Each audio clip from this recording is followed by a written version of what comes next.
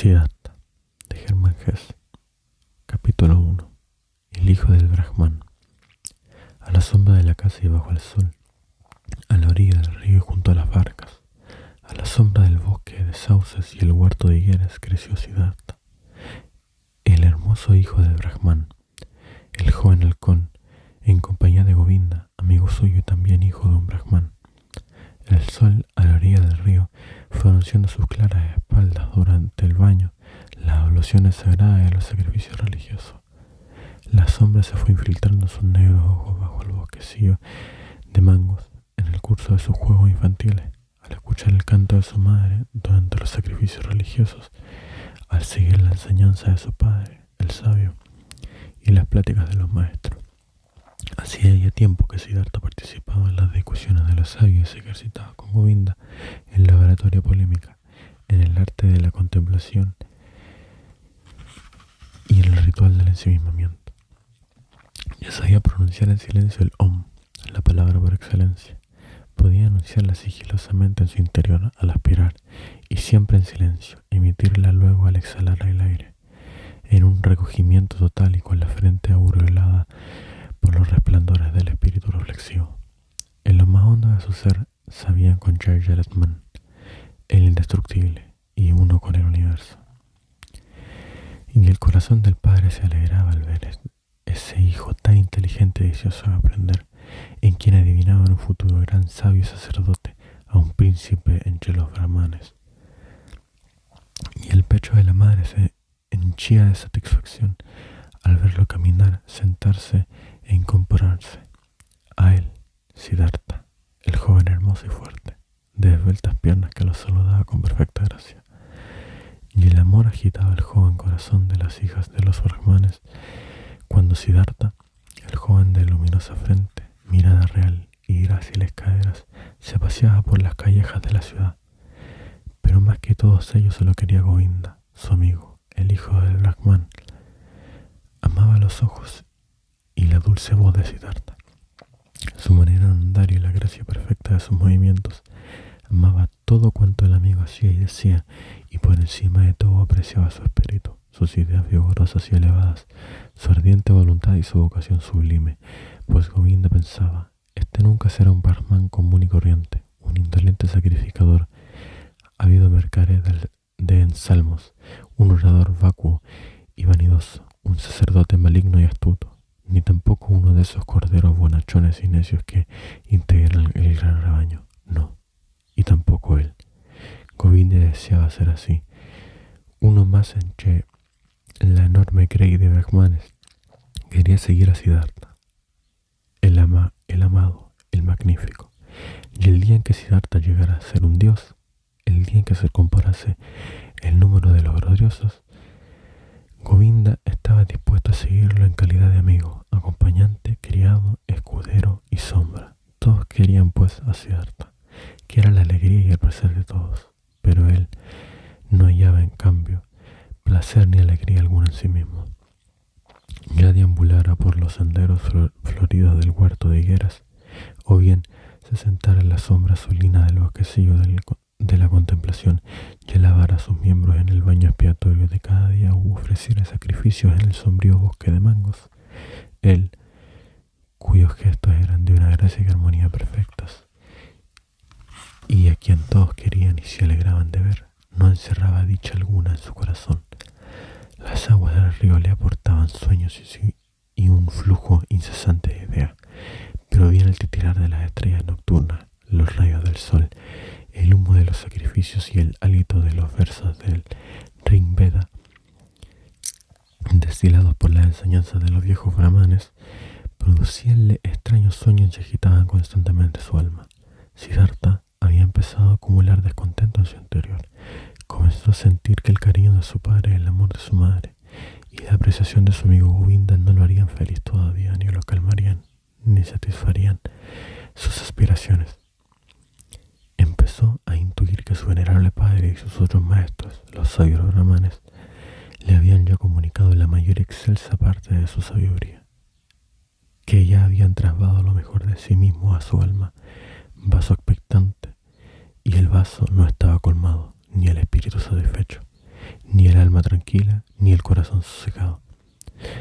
Las soluciones eran buenas, pero no eran sino agua, no lavaban el pecado, ni saciaban la sed del espíritu, ni suprimían la angustia del corazón. Excelentes eran asimismo los sacrificios y la innovación de los dioses, pero lo eran todo. Aportaban felicidad a los sacrificios. ¿Y qué cabía esperar de los dioses? ¿Era realmente Prajapati el creador del mundo? ¿No le era acaso el Atman, él, el único y indivisible? ¿No es las dioses criaturas como tú y yo, sometidas al tiempo y perecederas? ¿Y era acaso un acto justo y noble ofrecer sacrificios a los dioses? ¿Tenía algún sentido? ¿A quién inmolar víctimas y demostrar veneración si no era él, el único, el Atman? ¿Y dónde encontrar el Atman? ¿Dónde moraba? ¿Dónde latía su eterno corazón? ¿Dónde sino nuestro propio yo, en lo más hondo, en aquel reducto indestructible que todos llevamos dentro? Mas, ¿dónde se hallaba este yo, este interior, este último? No era carne ni hueso, no era pensamiento ni conciencia, según enseñaban los más sabios. ¿Dónde pues se encontraba? Y para acceder a él, al yo, a sí mismo, al Atman, ¿existía acaso otro camino que valiera la pena buscar? Mas nadie podía mostrárselo, nadie lo conocía, ni su padre, ni los sabios y los maestros, ni los cánticos propiciatorios. Todos lo sabían aquellos brahmanes en sus libros sagrados. Conocían todo y se habían interesado por todo eso y mucho más por la creación del mundo, por el origen del lenguaje y de los alimentos, de la aspiración y de la expiración, por la jerarquía de los sentidos y los hechos de los dioses. Pero servía de algo conocer todo eso si se ignoraba lo único, lo uno y lo único, lo más importante, lo único importante. Cierto que muchos versos de los libros sagrados, sobre todo los Upanishads de Samaveda, hablaban de ese espacio interior y absoluto. Versos magníficos. Tu alma es todo el universo, se leía en ellos. Y también estaba escrito que el hombre, al caer en un sueño profundo, penetra en lo más recóndito de su interior y muere en el Atman. Qué prodigiosa sabiduría la de estos versos. Todo el conocimiento de los grandes sabios se hallaba resumido en esas mágicas palabras, puras como la miel de las abejas. No. Era imposible desdeñar el ingente cúmulo de conocimientos almacenado y preservado allí por innumerables generaciones de los sabios brahmanes. Mas, ¿dónde estaban los brahmanes y los sacerdotes, los sabios y los penitentes que habían logrado no solo conocer toda esa ciencia, sino también vivirla? ¿Dónde era el iniciado capaz de prolongar aquella familiaridad con el Atman del sueño de vigilia, capaz de integrarla en su vida, de sentirla a cada paso y en cada palabra o hecho? Siddhartha conocía a muchos venerables brahmanes y sobre todo a su padre, el puro, el sabio, el más digno de veneración. Admirable era ese padre de talante noble y sereno, vida casta y prudencia al hablar, bajo cuya frente habitaban pensamientos generosos y sutiles. Pero él, que sabía tanto, ¿era feliz acaso? ¿Tenía paz interior? ¿No era también un buscador consumido por la misma sed de verdad? ¿Y no necesitaba beber continuamente en la fuente sagrada para calmar su sed en los sacrificios, en los libros, en los diálogos con otros brahmanes?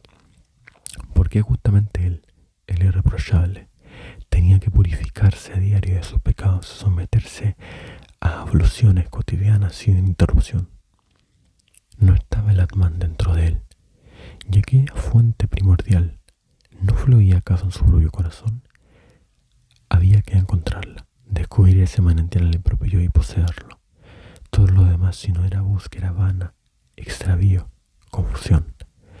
Tales eran los pensamientos de Siddhartha, tales sus afanes y tribulaciones. A menudo se recitaban las palabras de uno de los Shatogya Upanishads.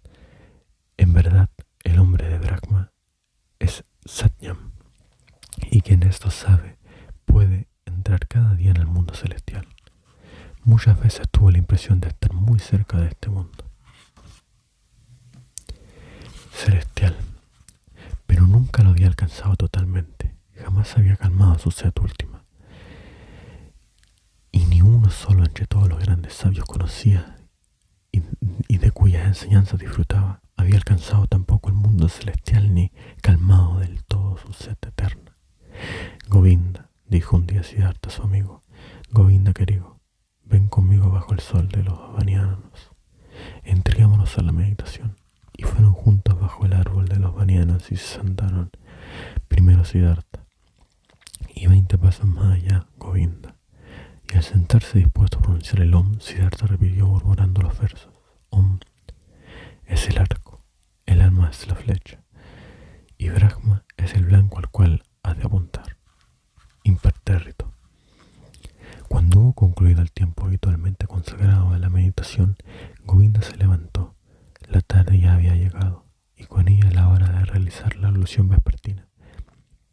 Llamó a Siddhartha por su nombre, mas éste no respondió, ensimismado con la mirada fija en una meta muy lejana y la punta de la lengua asomando por entre los dientes. Siddhartha parecía no respirar, y así mismo permaneció, absorto, pensando en el Om, y con el alma lanzada hacia Brahma, cual una flecha. Por el pueblo de Siddhartha pasaron unos 3 samanas. Eran ascetas en peregrinación, hombres enjutos y apagados, ni jóvenes ni viejos, con las espaldas cubiertas de sangre y polvo, casi desnudos y curtidos por el sol, siempre solitarios, extraños y hostiles frente al mundo. Me parecían 3 intrusos, 3 magros chacales perdidos en medio de los hombres. A su paso iban dejando un cálido aliento a su pasión silenciosa, de entrega destructora, de implacable renuncia. Por la noche, tras la hora consagrada y la contemplación, Siddhartha dijo a Govinda, mañana, a primera hora, amigo mío, Siddhartha se unirá a los samanas. Él también será un samana. Govinda palideció al oír tales palabras y leer en el rostro inmóvil de su amigo esta decisión, inalterable como la trayectoria de una flecha, una vez lanzada por el arco. Y al punto cayó en la cuenta. Este es el comienzo, se dijo. Siddhartha inicia ahora su camino, ahora empieza a florecer su destino. Y también el mío. Y su rostro tomó el color de una cáscara de plátano reseca. Siddhartha, exclamó, ¿te lo permitirá tu padre? Siddhartha lo miró como alguien que sale de un sueño.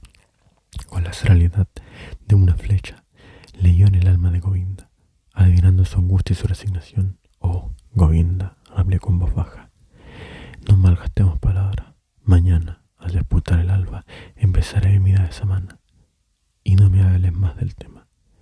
Siddhartha entró en la habitación donde su padre se hallaba sentado sobre una esterilla de esparto, avanzó por detrás y se detuvo, permaneciendo inmóvil hasta que el padre sintió a sus espaldas había alguien. El Brahman preguntó entonces, ¿eres tú, Siddhartha? Dime lo que has venido a decir. Siddhartha respondió, con tu permiso, padre, he venido a decirte que mañana deseo abandonar tu casa y marcharme con los ascetas. Mi deseo es convertirme en samana, y ojalá mi padre no se oponga. El Brahman guardó silencio, y permaneció tanto tiempo silencioso que las estrellas dibujaron nuevas formas al desplazarse por la ventanita, sin que el silencio se alterara en la habitación. Mudo e inmóvil permaneció ahí el hijo, con los brazos cruzados, mudo y inmóvil él también. El padre se quedó sentado en su esterilla, y en el cielo los sachos prosiguieron su curso. De pronto habló al padre. Es indigno de un Brahman expresarse en términos airados y violentos, pero el enojo agita mi corazón. No quisiera que tu boca formulase por segunda vez este deseo. El Brahman se compró lentamente. Siddhartha, mudo, continuó en el mismo sitio con los brazos cruzados. ¿Qué espera?, preguntó el padre. Y Siddhartha respondió, tú lo sabes. El padre salió de la habitación. Enojado buscó su lecho y se tendió en él. Al cabo de una hora, viendo que el sueño no acudía a sus ojos, el Brahman se levantó, empezó a pasearse de un extremo a otro de su alcoba y, por último, abandonó la casa. Al mirar por la ventanita de la habitación, vio a Siddhartha de pie, imperturbable y con los brazos cruzados. Su túnica clara lanzaba pálidos destellos. Con el corazón inquieto volvió el padre a su lecho. Al cabo de otra hora, y como el sueño aún no le cerraba los ojos, el Brahman se levantó de nuevo, volvió a recorrer su alcoba de un extremo a otro. Salió de la casa y observó que la luna ya se había levantado. Miró hacia adentro por la ventanita de la habitación y vio a Siddhartha de pie, imperturbable y con los brazos cruzados.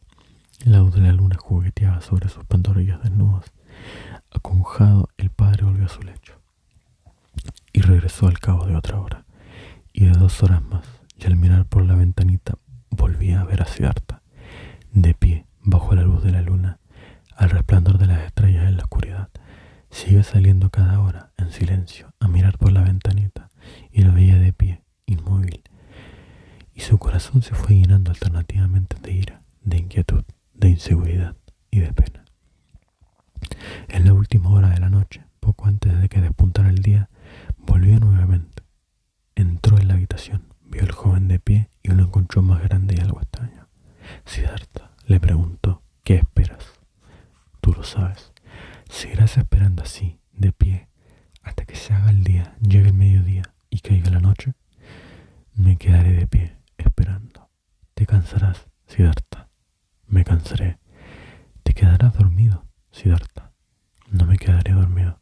Te morirás, Siddhartha. Me moriré. ¿Y prefieres morir que obedecer a tu padre?